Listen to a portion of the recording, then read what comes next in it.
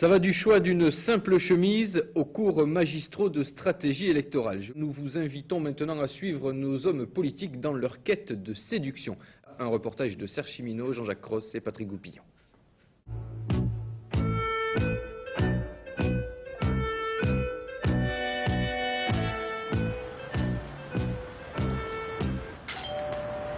Bonjour Jean-Jacques. Bonjour, vous allez bien? Très bien et vous-même? Oui, parfait. C'est le grand jour. C'est le grand jour. Je m'occupe de vous tout de suite, on y va? Merci. Pardon?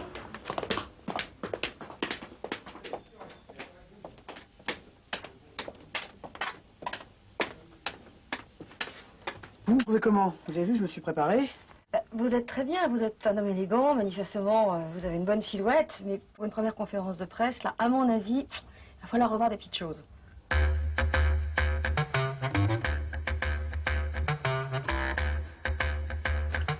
Contact établi avec la relookeuse, le candide retient la leçon du paraître. Avant de se présenter, il sera présentable.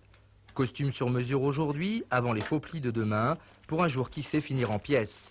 Notre homme n'en est pas là puisque, loin d'être candidat, il s'escrime à ferrailler avec les à côté de l'avant politique. Le savoir-faire précède le faire savoir. Alors là, vous avez un anthracite super 100 qui est suffisamment clair pour pas vous durcir, c'est une base. Et vous passez ce bleu là qui va avec tout et qui en plus passe très très bien à la télé.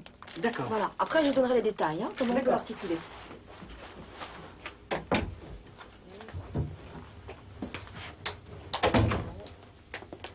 Regardez, ça a l'air d'aller. C'est pas mal du tout, vous êtes très facile à habiller, c'est un plaisir.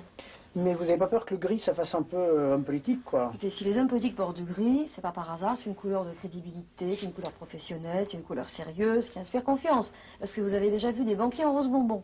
Tous les hommes politiques ont recours au relooking? Beaucoup d'hommes politiques ont recours au relooking, ne le disent pas toujours. D'ailleurs, on appelle ça du conseil en image personnelle, et non pas du relooking, qui est un mot horrible.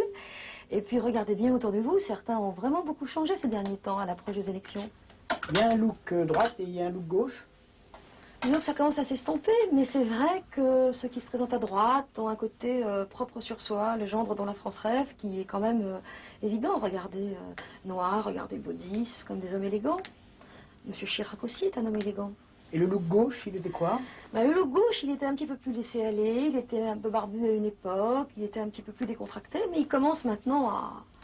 On s'est rendu compte qu'à compétence égale, c'est l'image qui fait la différence. Donc il est évident qu'il faut avoir l'air propre et respectable, même si on est à gauche.